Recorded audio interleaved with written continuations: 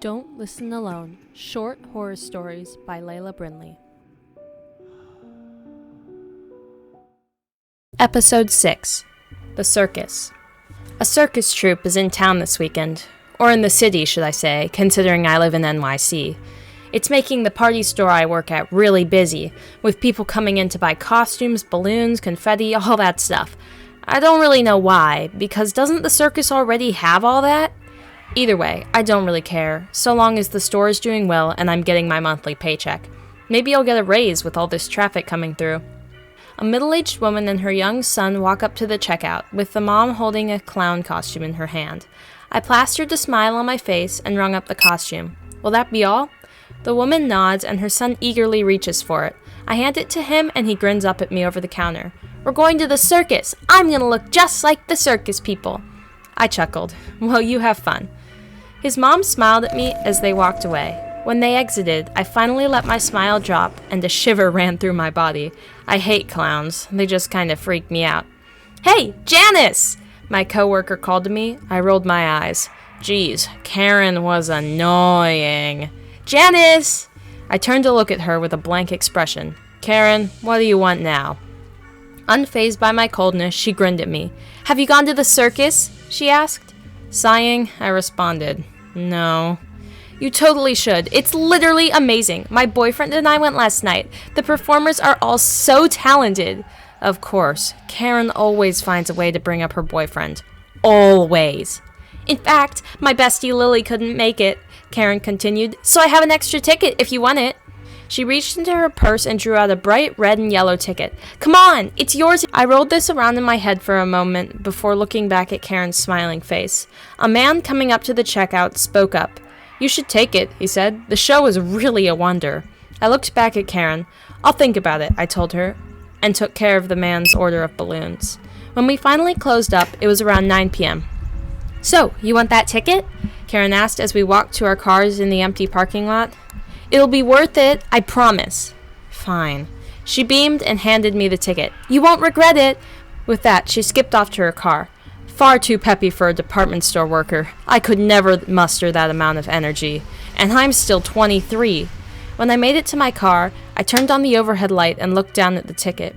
The next show was at 9:30. I could make it. After all, I had nothing else going on. Pushing the car into gear, I pulled out of my parking spot and rolled toward the huge lights projected in the sky above Central Park. The park was lit by bright old-fashioned street lights, further illuminating the flashing arrow signs pointing towards the big top tent on the horizon. I joined the huge line of people waiting to get in, presented my ticket, and entered just as the show started.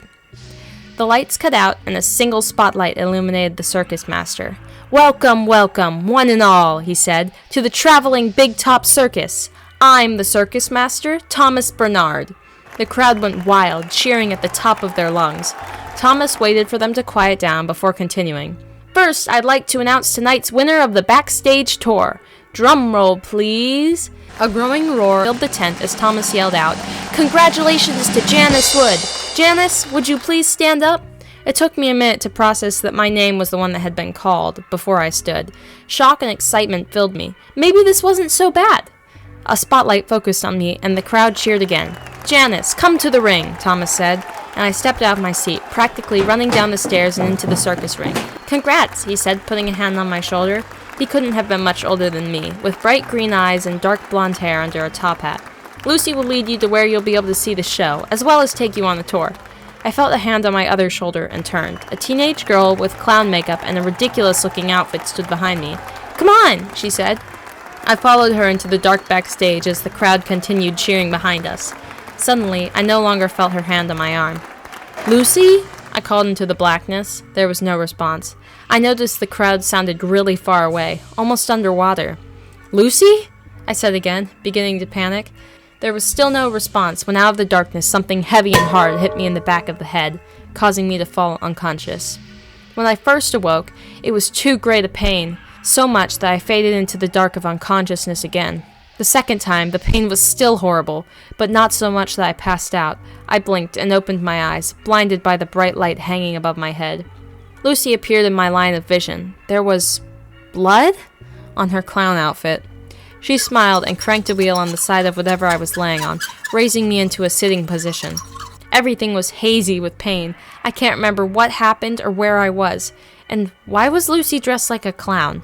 Also, I couldn't feel my legs, and the white blanket covering them was stained with the same red as Lucy's clown costume.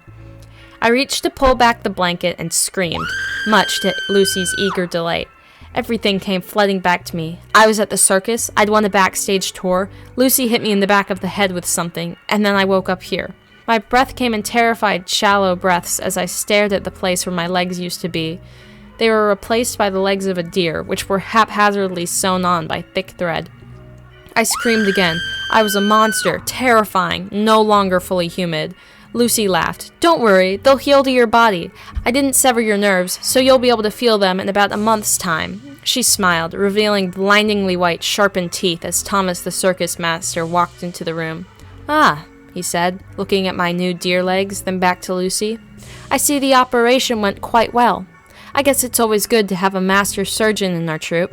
I was confused. Wasn't she, like, a teenager? Then Thomas turned to me. "Welcome to the circus, Janice. It's your new home."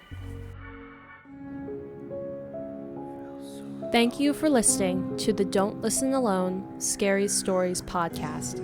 Please like this episode and follow the channel. Thank you.